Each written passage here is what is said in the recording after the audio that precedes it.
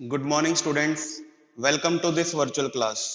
और आज की इस वर्चुअल क्लास में हम डिस्कस करेंगे कुछ miscellaneous questions. Means theoretical point of view से हमारा चैप्टर कंप्लीट हो चुका है, लेकिन हमने उस थ्योरी में सीखा क्या या उस थ्योरी से रिलेटेड जो क्वेश्चंस आपके पास आ सकते हैं, आज हम उन्हीं क्वेश्चंस को देखने वाले हैं।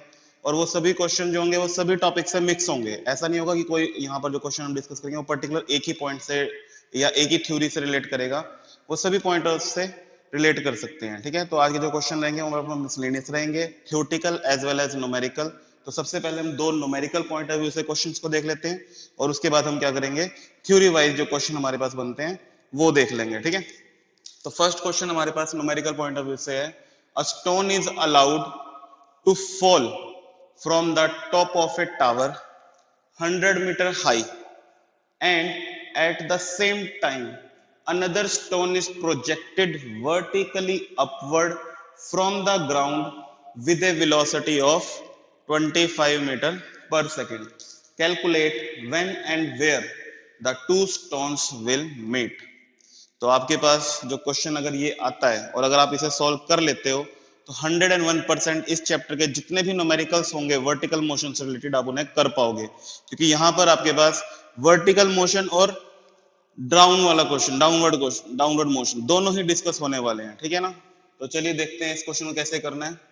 सबसे पहले आपके पास है, a stone is allowed to fall from the top of a tower 100 metre high. तो हम क्या करेंगे, हम यहाँ पर एज्यूम कर लेंगे टावर, ये है हमारे पास 100 मीटर हाई टावर। ओके, और अकॉर्डिंग टू क्वेश्चन यहां पर हो क्या रहा है, अकॉर्डिंग टू क्वेश्चन हमारे पास यहां पर है कि हमने एक स्टोन को ड्रॉप किया और दूसरे स्टोन को हमने क्या किया, प्रोजेक्ट किया है वर्टिकली अपवर्ड, वर्टिकली अपवर्ड।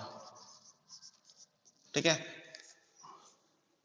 एक स्टोन को ड्रॉप किया, दूसरे स्टोन को वर्टिकली अपवर्ड किया, तो क्या होगा, एक पॉइंट होगा जिस पॉइंट पर ये दोनों स्टोन आपस में मीट करेंगे। ठीक है, उस पॉइंट के अकॉर्डिंग हमें ये बताना है कि वो किस पॉइंट पर मीट करेंगे। हमें ये बताना है किस पॉइंट पर मीट करेंगे और कब करेंगे, यानी कि टाइम और वो पॉइंट फाइंड आउट करना है। क्लियर है, तो हमारे पास है क्वेश्चन ये। अब क्वेश्चन को हमें कंप्लीट करना है तो कुछ लेबलिंग कर लेते हैं। सपोज करो हम इसे मान लेते हैं ए, इसे मान लेते हैं सी और इसे मान लेते हैं at any point B. Clear है, तो यहां पर हमें जो दिया हुआ है वो A C plus B C 100 metre हमें दिया हुआ है, इस बात को आपने ध्यान रखना है। यानी कि top of the height of the tower तो हमें दी हुई है ना, बस पॉइंट क्या है कि इन बिटवीन एक पॉइंट होगा जहां पर ये दोनों स्टोन मीट करेंगे, हमें वो पॉइंट की वैल्यू बतानी है। अब इस पॉइंट की वैल्यू जो होगी वो यहां से भी होगी, यानी कि A B point of view से भी होगी और B C point of view से भी होगी, इस बात का आपने ध्यान रखना है। पोजीशन और टाइम दोनों निकालने हैं।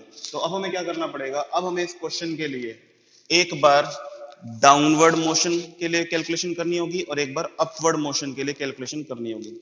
तो सबसे पहले डाउनवर्ड के लिए देख लेते हैं। डाउनवर्ड के लिए आपको बातें ध्यान रखनी होती हैं, वो कौन कौन सी बातें हैं कि u इज इक्वल टू 0 होता है।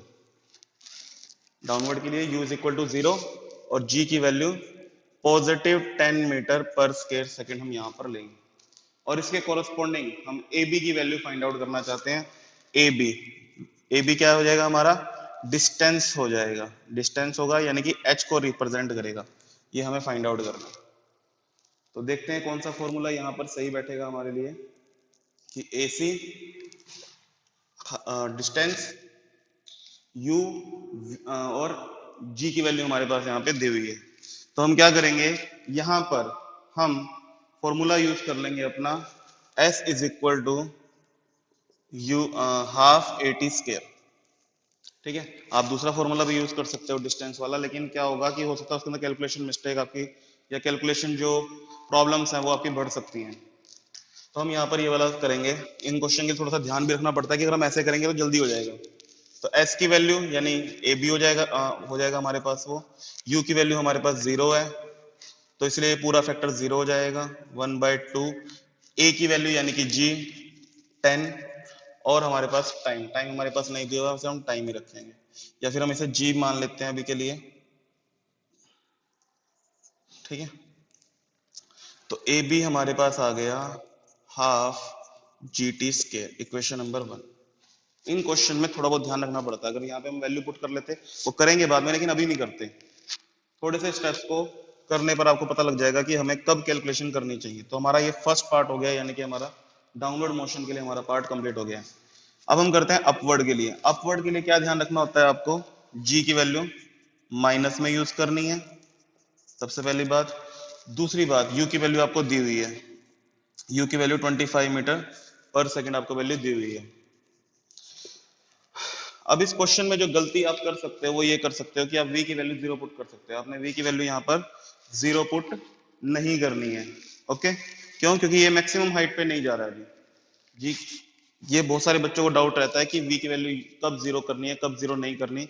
इसमें आपने इस बात का ध्यान रखना है कि अगर वर्टिकली अपवर्ड मोशन के लिए मैक्सिमम हाइट का आपके पास पॉइंट है कि जो ऑब्जेक्ट है वो मैक्सिमम हाइट पर पहुंच रहा है, तब आप जी की वैल्यू तब आप v की वैल्यू 0 पुट कर सकते हो। अदरवाइज आपने v की वैल्यू 0 को पुट नहीं करना है। तो हम क्या करेंगे, यहाँ पर हमें यहाँ पर bc की वैल्यू निकालनी है। तो bc की वैल्यू निकालने के लिए हम भी यही फॉर्मूला यूज कर लेते हैं, ut plus half G T square. अब इस क्वेश्चन में क्या होगा, u की वैल्यू के 25 दे रखी है, टाइम की वैल्यू नहीं दे रखी, टाइम को टाइम ही रखते हैं। 1/2 जी टी स्केयर, ये बन जाएगी आपके पास इक्वेशन नंबर 2। ठीक है, इक्वेशन नंबर 2 बड़े ध्यान से देख लीजिए यहाँ पर, क्योंकि यहाँ पर जो सबसे मेन पॉइंट ये है वो इक्वेशन नंबर 1 और इक्वेशन नंबर 2 ही फाइंड आउट करना है। यहाँ पर एक छोटी सी मिस्टेक मेरे से हो गई है कि यहाँ पे जी की वैल्यू नेगेटिव है। देखो, द अपवर्ड मोशन के लिए क्या होता है, जी की वैल्यू नेगेटिव होती है। तो हम यहाँ पे जी की वैल्यू नेगेटिव प्लेस करेंगे और नेगेटिव प्लेस करने की वजह से ये आपका माइनस आएगा। तो अब ध्यान से इक्वेशन नंबर 1 और इक्वेशन नंबर 2 को देख लीजिए, क्योंकि इक्वेशन नंबर 1 और 2 को देखने के बाद तो ये क्वेश्चन इजी रहेगा। उससे पहले मुश्किल है कि इक्वेशन 1 और 2 कैसे ड्राइव करनी है या उन इक्वेशंस पर कैसे पहुंचना है। उसके बाद तो ये बहुत इजी है। तो यहां तक आप समझ लीजिए, स्क्रीनशॉट ले लीजिए इसका।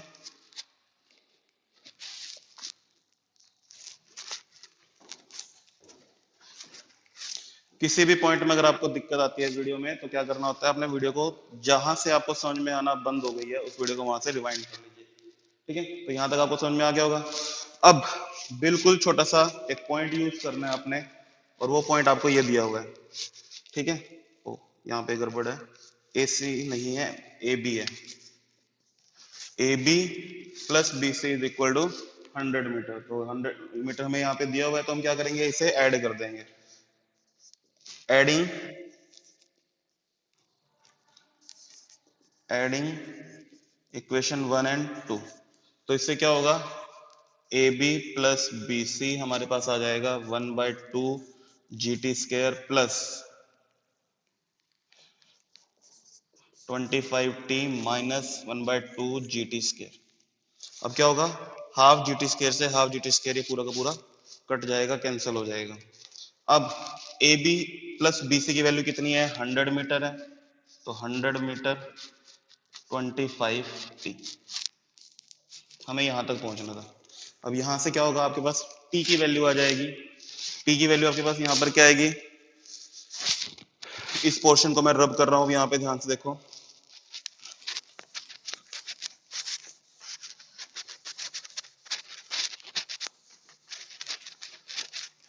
यहां से हम t की वैल्यू निकाल लेंगे। t की वैल्यू हमारे पास आ जाएगी 100/25, दैट इज 4 सेकेंड। मींस जो मीट पॉइंट है कि वो कब मीट करेंगे, तो वो मीट करेंगे आफ्टर 4 सेकेंड। और 4 सेकेंड के कोरस्पॉन्डिंग आप यहाँ पर वैल्यू पुट कर दो या यहाँ वैल्यू पुट कर दो, यहाँ पर वैल्यू पुट करोगे आपके लिए आसान रहेगा। आपके पास ए बी की वैल्यू आ जाएगी। हम क्या करेंगे, बाय पुटिंग वैल्यू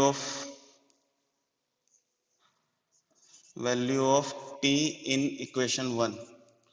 तो हमारे पास इक्वेशन 1 में पुट करने से क्या होगा, ए बी की वैल्यू आ जाएगी।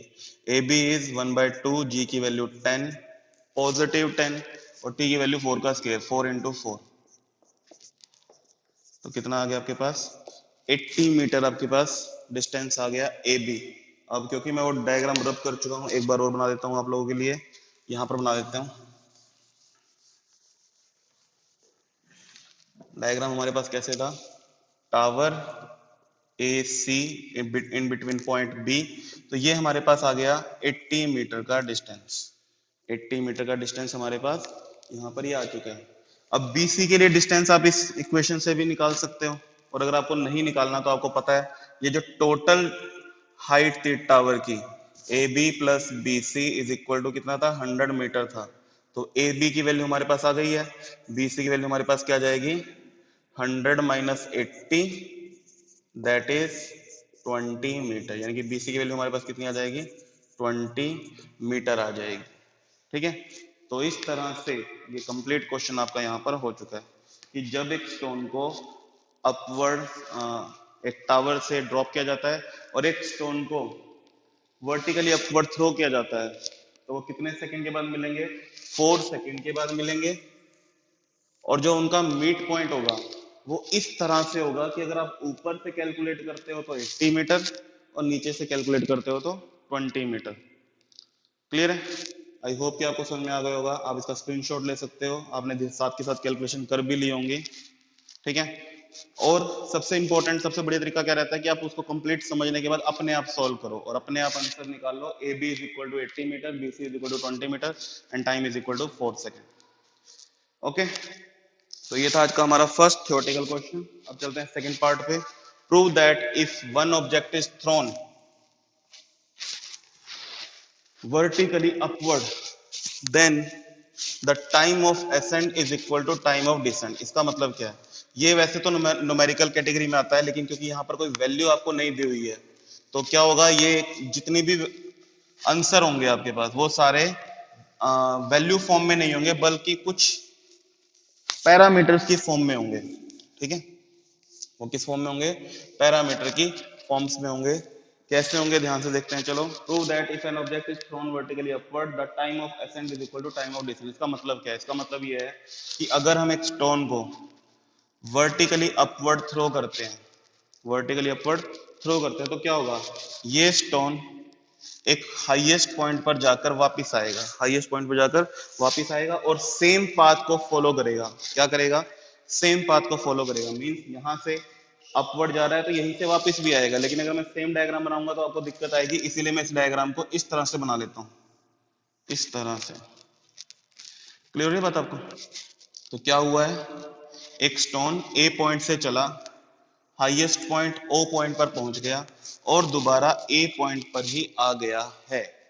तो ऐसी सिचुएशन में जो अपवर्ड टाइम लगा उसे बोलते हैं time of ascent, time of ascent. और जब वो वापस आया स्टोन उसी पॉइंट पर तो उसे बोलते हैं time of descent, time of descent. अब हमें क्या करना है, हमें time of ascent find out करना है, time of descent find out करना है, और दोनों की जो पैरामीट्रिक वैल्यू आएगी, यानी जो वैल्यू आएगी इन पैरामीटर्स, वो प्रूव करनी है कि वो इक्वल है। क्लियर है?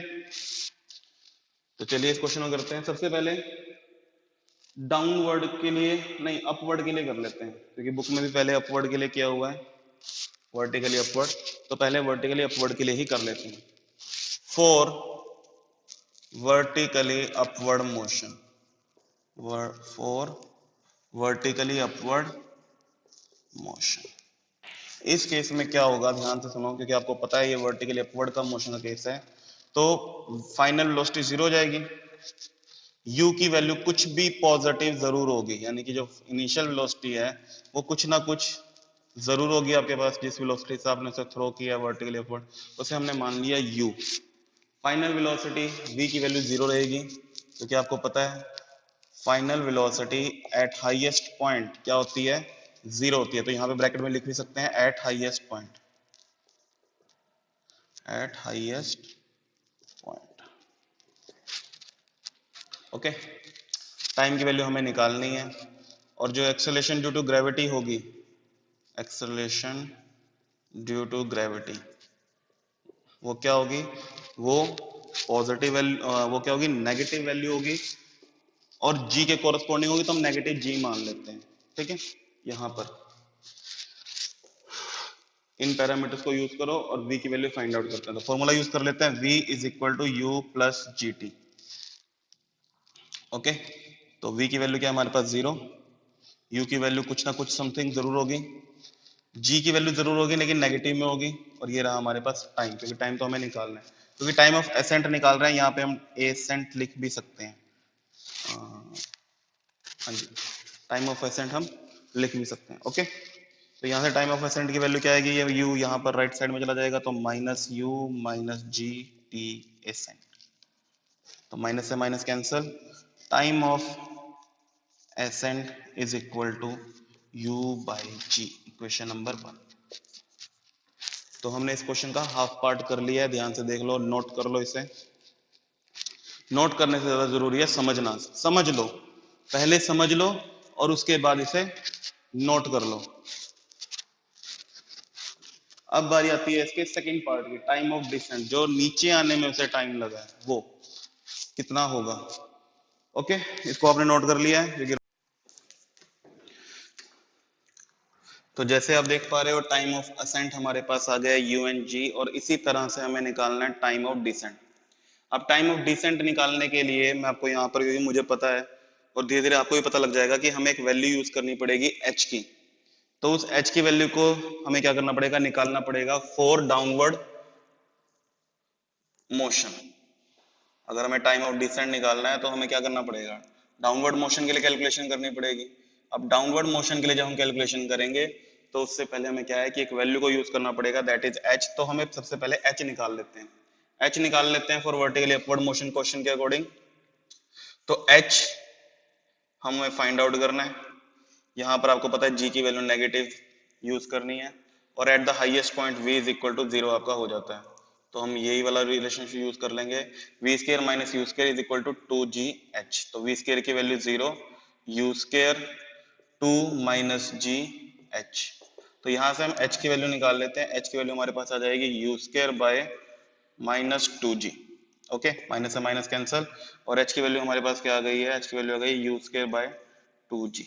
अब इसी वैल्यू को यूज कर लेंगे हम for the calculation of time of descent. तो टाइम ऑफ डिसेंट के लिए आपको पता है, क्योंकि डाउनवर्ड मोशन क्वेश्चन है, तो u इज इक्वल टू 0 रहेगा हमारा, और g की वैल्यू क्या रहेगी, पॉजिटिव g रहने वाली है।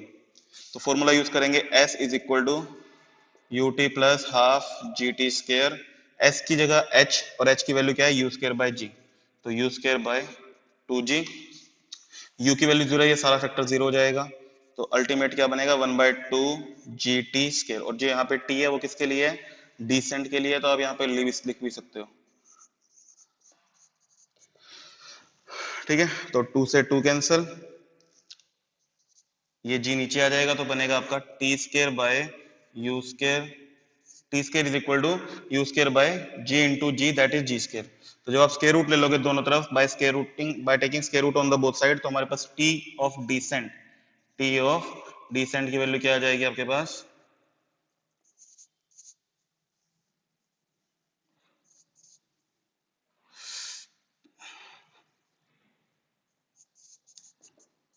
u by G, equation number 2।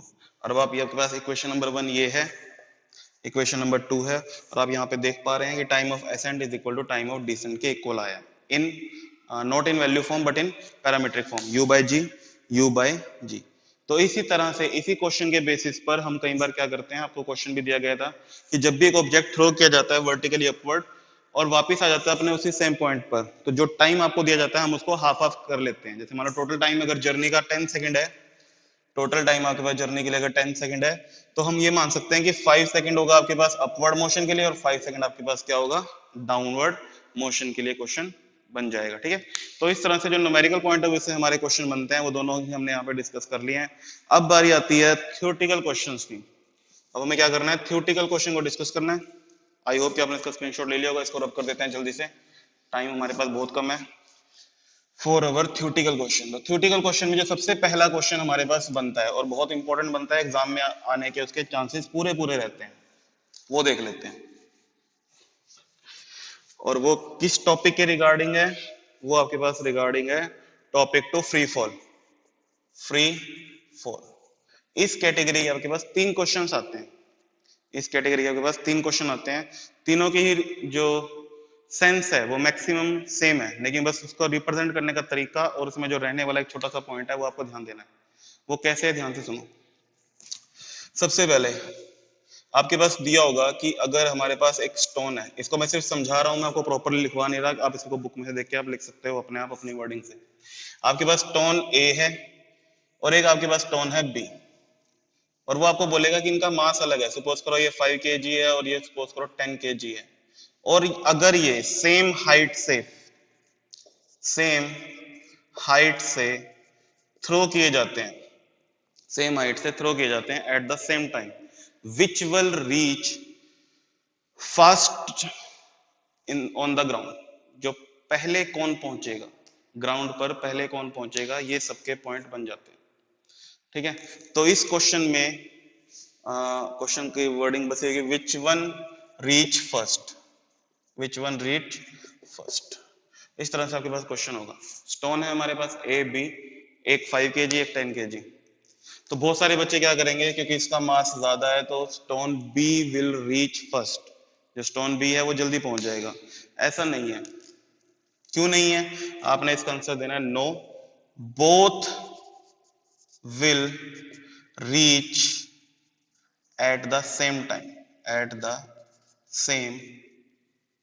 Same time, दोनों ही स्टोन जो है सेम टाइम पर रीच करेंगे। क्यों करेंगे? क्योंकि जो रीच करने वाला पॉइंट है, ये दोनों ही जो स्टोन्स ग्राउंड पर पहुंचेंगे, इनके अंदर इन्वॉल्व होगी आपकी एक्सेलरेशन ड्यू टू ग्रेविटी। इसके अंदर क्या इन्वॉल्व होगा? Acceleration due to gravity involve होगा। और जो स्मॉल जी का फॉर्मूला हमारे पास है वो है ये, जिसमें capital G represent universal gravitation constant, M denotes mass of the earth and R represent radius of the earth. It is independent of the independent of the mass of the object, क्योंकि independent है mass of the object के। ये equation ये मास पे depend ही नहीं कर रही है, तो इसका 5 हो 10 हो 5 हो 15 हो 5 हो 20 हो जो भी हो, वो मैटर ही नहीं करता। ठीक है, तो फ्री फॉल के केस में अगर आपके पास सेम मास है तो मास डिफरेंट मास है तो मास का यहां पर कोई रोल नहीं है, both will reach at the same time. एक क्वेश्चन आपके पास ये बनता है, आपने इस क्वेश्चन को रिप्रेजेंट करना सीखना है। बुक में ऐसे क्वेश्चन दिए हुए हैं, अपने आप अपनी वर्डिंग को बनाना। ठीक है, ये क्वेश्चन मैं आपको वर्कशीट में भी दूंगा, तो देखते हैं कितने बच्चे अच्छे से रिप्रेजेंट करते हैं। ओके, तो ये देख लेना ये क्वेश्चन आपके पास। दूसरा क्वेश्चन यहां पर क्या बनता है, दूसरा क्वेश्चन यहां पर कैसे बनता है वो समझना है, और जैसे मैं आपको बता रहा हूं आपने वैसे ही याद भी रखना है। ठीक है, वहां पर लॉजिक नहीं चलाना कि ऐसे क्यों हो रहा है, जैसे मैं आपको समझा रहा हूं बिल्कुल वैसे समझो। अब दूसरा क्वेश्चन आपके पास बनता है कि आपके पास पेपर है, सेम साइज का एक पेपर था आपके पास, दो पेपर थे एक्चुअली। सपोज करो फोटोस्टेट वाले A4 साइज के दो पेज हैं। एक पेज को तो आपने बिल्कुल सेम टू सेम वैसा ही रखा जैसे वो था ओरिजिनल शेप के अंदर, और दूसरे पेज को आपने क्या किया है, उसको तोड़ मरोड़ के क्रम्पल्ड पेपर कर दिया, यानी कि उसकी एक बॉल बना दी। ठीक है, आपके पास दो A4 साइज के पेजेस थे, एक को आपने सेम टू सेम रखा जो भी उसकी ओरिजिनल शेप थी, और एक की आपने क्या करा है, बॉल बना दी है। अब जब हमें इन्हें ड्रॉप करेंगे from same height, which one reach first, which one reach first at the ground, which one reach first at the ground। Okay, clear है? अब इस क्वेश्चन के आंसर में आपने मास को नहीं देखना। ठीक है, जैसे हमने पहले वाले क्वेश्चन में देखा था मास को, एक्सेलरेशन ड्यू टू ग्रेविटी का formula capital G M R square, हमने उस फॉर्मूले को देखा, उसके अकॉर्डिंग उसका आंसर कर भी दिया। यहां पर आपने वो चीज नहीं देखनी, यहां पर एक बहुत इंपॉर्टेंट फैक्टर आने वाला है, उसे आपने इंपॉर्टेंस देनी है, and that is air resistance. Air resistance, आपने इस पॉइंट को ध्यान देना है। किस पॉइंट पे ध्यान देना है? एयर रेसिस्टेंस पे ध्यान देना है, क्योंकि हमारे अर्थ के अराउंड क्या है, एयर है, और वो एयर क्या करती है, वो एयर रेसिस्टेंस पैदा करती है। ठीक है, इन ऑल डायरेक्शंस। तो यहां पर अब आपने पॉइंट लगाना है, और ज्यादा लॉजिक में भी नहीं पढ़ना, सिंपल सी बात यहां पर क्या अलग देखनी है, जैसे ही कोई स्टोन, जैसे मैं यहाँ पे इस ऑब्जेक्ट को थ्रो कर रहा हूँ, यहाँ पर इस पेज को थ्रो कर रहा हूँ, इन दोनों के ऊपर क्या लग रही है, वर्टिकली अपवर्ड डायरेक्शन के अंदर एयर रेसिस्टेंस लग रहा है। क्या लग रहा है? एयर रेसिस्टेंस अप्लाइड हो रहा है। अब क्योंकि यहां पर जो सरफेस एरिया क्रम्पल्ड करने से हमने क्या कर दिया, यहां पे सरफेस एरिया को डिक्रीज कर दिया। Surface area is less in this case, in crumpled paper case. और जो सरफेस एरिया देखो जैसे आपको दिख भी रहा है वो यहां पर क्या है, लार्ज है। सरफेस एरिया लार्ज होने से क्या होगा, जो एयर रेसिस्टेंस है वो इस पेपर के ऊपर ज्यादा लगेगा और इसके ऊपर क्या लगेगा, कम लगेगा, यानी कि लेस लगेगा। अब ध्यान से देखो, यहाँ पर ये बॉल है, ये नीचे आना चाह रही है और जो एयर रेसिस्टेंस है ये इसे वर्टिकली अपवर्ड डायरेक्शन के अंदर पुश कर रहा है। ये पेपर भी नीचे आना चाह रहा है लेकिन डाउनवर्ड, वर्टिकली डाउनवर्ड, लेकिन ये जो एयर रेसिस्टेंस है ये इसको ऊपर की तरफ पुश कर रहा है। लेकिन यहाँ पर अब ध्यान देने वाली बात यह है कि यहाँ पर एयर रेसिस्टेंस ज्यादा है, यहाँ पर एयर रेसिस्टेंस कम है, जिसकी वजह से ये जो बॉल है ये एकदम से नीचे आ जाएगी और ये जो पेपर है वो उसे आने में टाइम लगेगा। तो इस क्वेश्चन के अंदर अगर आपके पास है क्रम्पल्ड पेपर और प्लेन पेपर की शीट और इसे हम सेम हाइट से थ्रो करते हैं, तो यहां पर आप बोलोगे बॉल या क्रम्पल्ड पेपर, जो भी वर्ड यूज होगा वहां पे क्वेश्चन के अकॉर्डिंग देख लेना, बॉल और crumpled sheet of paper will reach first as compared to sheet of paper because of lower air resistance experienced by the ball as compared to sheet of paper। यहां पर जो sheet of paper है ये ज्यादा upward motion experience कर रही है as compare to this ball. और why, because of the surface area, जितना ज्यादा सरफेस एरिया होगा उतनी ही ज्यादा उसके ऊपर क्या लगेगी, अपवर्ड एयर रेसिस्टेंस लगेगी as compare to this ball. और इसी वजह से ये जो बॉल है this will reach first as compare to plain sheet of paper. Okay, अब ये क्वेश्चन अगर आपके पास आता है नॉर्मल वे में, जैसे मैंने आपको भी बोला, ठीक है, इसकी वर्डिंग आपके पास यहां पर क्या बनेगी, इसकी वर्डिंग यहां पर आपके पास बनेगी why will a sheet of paper fall slower than one that is crumpled into a ball। ठीक है, इन्होंने पहले ही बोल दिया आपको कि जो पेपर की शीट है ये धीरे धीरे नीचे फॉल करेगी as compare to this ball. तो वाई, तो इसका आंसर बनेगा इस तरह से। क्लियर है? अब ध्यान से सुनो जो मैं कहना चाह रहा हूं आपको। अगर इस क्वेश्चन के अंदर इस एयर रेसिस्टेंस के रोल को हम खत्म कर दें, सपोज करो मैंने इस क्वेश्चन के अंदर आपको ये बोल दिया कि एयर रेसिस्टेंस का कोई रोल ही नहीं है, तब क्या होगा? उस केस में आप फिर से फर्स्ट क्वेश्चन वाली थ्योरी लगाओगे and both will reach at the same time. Both will reach at the same time because in that situation air resistance play no role। if air resistance play no role then we follow the acceleration due to gravity concept। और उस case में आपके पास क्या है, उस case में आपके पास जो एक कंसेप्ट है वो हो जाएगा free from the surface area and free from the air resistance. तो वहां पर आपके पास और फिजिकल मास का भी कोई रोल नहीं रहेगा, सिर्फ और सिर्फ एक्सेलरेशन ड्यू टू ग्रेविटी का रोल रहेगा। ठीक है, तो ये क्वेश्चन जो फ्री फॉल वाले आपके पास है, मैंने आपको तीन कैटेगरी बताई है, इन तीनों कैटेगरी को आपने, तीन कैटेगरी जो आपको बताई है, तीनों कैटेगरी को बड़े ही ध्यान से समझना है। पर्टिकुलर क्वेश्चन के लिए पर्टिकुलर रीजनिंग आपने पढ़नी है, समझनी है, सोचनी है। क्लियर है? तो इस तरह से आपके थ्योरेटिकल क्वेश्चंस भी यहां पर हो जाएंगे। ठीक है, ओके। अब लास्ट थ्योरेटिकल क्वेश्चन हम देख लेते हैं और इसके बाद ये वीडियो लेक्चर खत्म कर देंगे यहां पर। इसके बारे में भी मैं आपको आइडिया दे देता हूं ताकि आप इसे पढ़ सको अपने आप, क्योंकि वर्डिंग तो आप अपने आप पढ़ प्रिपेयर कर सकते हो, बुक में दी हुई है। सिर्फ और सिर्फ एक बार कंसेप्ट क्लियर कर देता हूं। ठीक है, एक क्वेश्चन आपके पास आता है, अर्थ और सपोज करो मून।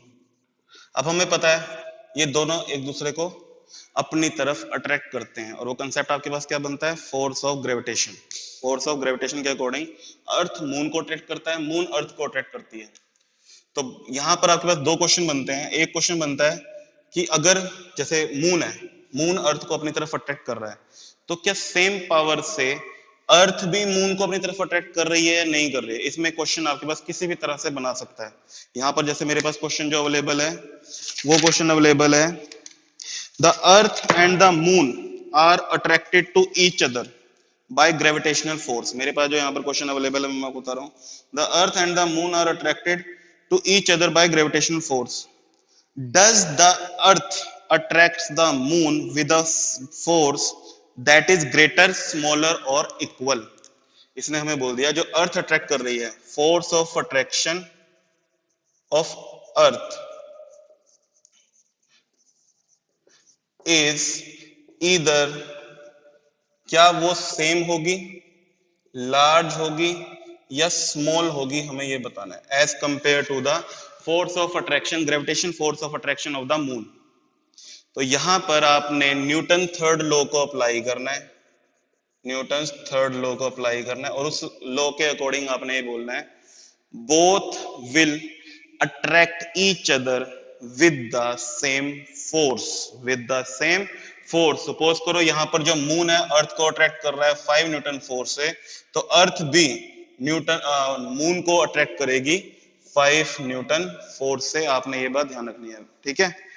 ओके, क्लियर हो रही बात। यहाँ पर जो ग्रेविटेशनल फोर्स है अर्थ की वो इक्वल होगी as compare to gravitation force of the moon. अगर आपके पास सिस्टम जो दिया हुआ है, सिस्टम के अंदर आपके पास अर्थ और मून ही यहाँ पर आपको दिया हुआ है, तो आपने इस बात का ध्यान रखना है। ना तो ज्यादा फोर्स से अट्रैक्ट करेगा, ना ही कम फोर्स से अट्रैक्ट करेगा, बल्कि सेम फोर्स से अपनी तरफ अट्रैक्ट करेगा। ये बात आपने फील करनी है। क्लियर होगी बात। ये सबसे पहला कंसेप्ट आपने यहां पर इसे समझना है, इसे आपने ध्यान रखना है। ओके, दूसरी बात जो यहां पे ध्यान रखनी है, दूसरी बात यहां पे जो आपको ध्यान रखनी है वो ये ध्यान रखनी है कि अगर अर्थ मून को अट्रैक्ट कर रहा है, मून अर्थ को अट्रैक्ट कर रहा है, तो ये दोनों एक दूसरे के आसपास, ये दोनों एक दूसरे के पास पास खिंचे हुए क्यों नहीं आते? ठीक है, अगर अर्थ मून को अट्रैक्ट कर रहा है, मून अर्थ को अट्रैक्ट कर रहा है, तो एक दूसरे के पास पास क्यों नहीं आते? हमें ये बात ध्यान रखनी, ये इस बात से रिलेटेड वो क्वेश्चन पूछ सकता है। तो ये आपने, ये पॉइंट भी आपने दो तरीके से समझना है depending upon the question. Question कैसे दिया हुआ है? तो सबसे पहली बात ये है कि जो यहाँ पर फोर्स ऑफ अट्रैक्शन है या फोर्स ऑफ ग्रेविटेशन जो यहाँ पर हम बात कर रहे हैं, वो क्या करती है, उसका मेन जो रिस्पॉन्सिबिलिटी है या उसका जो मेन पर्पस बनता है वो क्या बनता है? वो बनता है रिवोल्यूशन ऑफ देयर मोशन। ठीक है, यानी जो उनको क्या करता है, ये जो फोर्स ऑफ ग्रेविटेशन है ये इन्हें रिवॉल्व करने में हेल्प करता है। ये बात ध्यान रखनी है, रिवॉल्व करने में। और क्या करता है उसके लिए जो जरूरी, एक और वर्ड याद रख लो, सेंट्रीपिटल फोर्स अप्लाई करता है। सेंट्रीपिटल फोर्स प्रोवाइड करता है फॉर देयर मोशन। जैसे मान लो हमारे पास जो मून है वो अर्थ के चारों तरफ चक्कर लगा रहा है, ठीक है, तो वो चक्कर क्यों लगा रहा है?